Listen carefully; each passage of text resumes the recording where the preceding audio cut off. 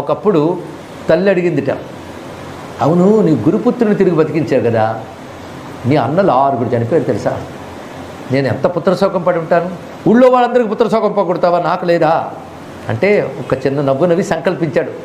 మొత్తం 6 మహర్షులు వచ్చారు.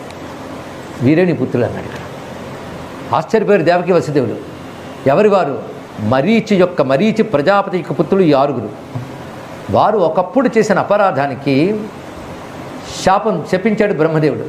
దాని ప్రకారంగా గత జన్మలో వాళ్ళు అసురులై ఆ అంశాలతో ఉన్నవాళ్ళే ఈ జన్మలోని వాళ్ళు మహర్షులు గనక ఈ జన్మలో దేవకీదేవి గర్భంలో జన్మించారు. అంటే అసురత్వం పొందినప్పుడు పోయారు, అది వాళ్ళది కర్మశేషం ఇంకొంచెం మిగిలింది. ఆ కర్మశేషము ఈ గర్భంలో ప్రవేశించి కొంతకాలం బాల్యం గడిపిపోయారు. అంతేగాని చిన్నప్పుడే పోయారని ఆడబడని కాదు, అది తెలుసుకోవాలి. నిజంగా భాగవతం చేసి ఇవన్నీ తెలుస్తాయండి. చిన్నప్పుడే పోయారంటే అప్పుడు కర్మశేషం అయిపోయింది, దాన్ని ఆడవలసింది ఏం లేదు. అంటే అభిమన్యుడు చిన్నప్పుడే పోయాడు నేర్చేట. అర్జునుడు వెళ్ళి పలకరిస్తావు ఒకసారి వెళ్ళన్నాడు, వెళ్ళాడు అర్జునుడు వెళ్ళాడు అక్కడికి. అప్పుడు అభిమన్యుడు దేవత అయ్యి ఉన్నాడు, ఆయన చంద్రాంశ. నాయనా నేను చూశాను అన్నట్టు అర్జునుడు. ఎవడు నువ్వు అన్నాడు. నాన్నన్నాడు. ఏ జన్మలో అన్నాడు ఇక్కడ. ఆశ్చర్యపడు అర్జునుడు, ఏమిటయ్యా ఇది వింటూ ఉంటే చిత్రకేతుపాఖ్యానం గుర్తు తెచ్చుకున్న చాలు. భాగవతం విన్నాక ఈ వివేకం మేల్కొనాలండి. సంతోషంగా బతకగలం వీటి వల్ల తెలుసా మీకు. అదే వైరాగ్యం వస్తే బాధేమో, వైరాగ్యం వస్తే డిప్రెషన్ కాదు, వైరాగ్యవంతుడే ఆనందంగా బ్రతకగలడు తెలుసుకోండి. సత్యం తెలియడమే వైరాగ్యం.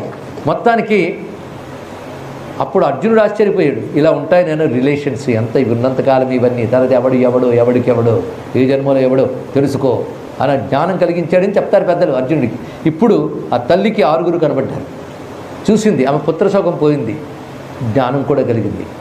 అంటే అలాంటి మహాత్ములు నీ గర్భంలో జన్మించారు, దేవతాంశ మహర్షులు. వాళ్ళ కర్మక్షయం ఆ శైశవ దశలో పోయింది, ఇప్పుడు వాళ్ళ స్థితిలో వాళ్ళు ఉన్నారు. అనగానే ఆమెకి అయ్యో 6 పోయేరే అనే బాధ పోయిందిట. అంటే సంతానం లేకపోతే కలిగించడం ఒకటి, సంతానం లేదే అని అవివేకపు బాధ తొలగించి ఉత్తమ సంతానం వల్ల ఏ ప్రయోజనం కలిగించాలో అది తన భక్తులకు తాను కలిగిస్తాడు భగవానుడు. అందుకే సంతాన వేణుగోపాల అని ఉపాసన చేస్తాం. అంతేగా తన రాజ్యపాలనలోనే ఒక బ్రాహ్మణ పుత్రుడు అకాలంలో మరణిస్తే అలా వరుసగా పుత్ర సంతానం పోతూ ఉంటే బ్రాహ్మణ్ణి తీసుకెళ్ళి వైకుంఠంలో వారు ఉన్న స్థితిని చూపిస్తాడు ఇక్కడ. అతనికి ఆ బాధను పోగొట్టి తిరిగి వాడిని శిశువులుగా తీసుకొచ్చి అందిస్తాడండి ఇక్కడ భగవానుడు.